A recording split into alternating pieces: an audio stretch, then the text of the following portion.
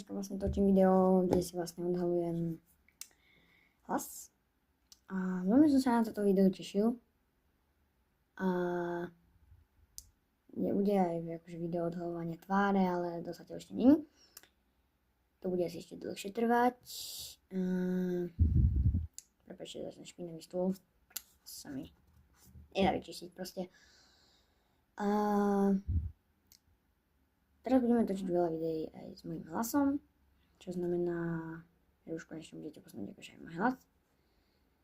Takže už nemusíte sa vlastne trápiť, že čo to akože on točí za videá, keď nie je hlas.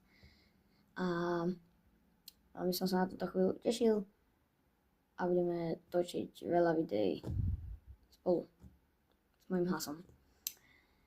No, celkom sa aj veľmi teším na to, aby som si odhalil tvár, ale to neviem úplne presne, kedy si spravím. Akože som sa tešil na to, je to super pocit, keď akože natáčate proste video, že si konečne niečo odhalujete. A proste, že nie je stále že len točiť videa bez hlasu, že to je taká nuda celkom. Takže hneď teraz dám aj na YouTube teraz video Goat Simulator, jak som hral na mobile, samozrejme, počítač akože mám, ale nehrám na ňom Goat Simulator, tam to nemám. A to je asi všetko.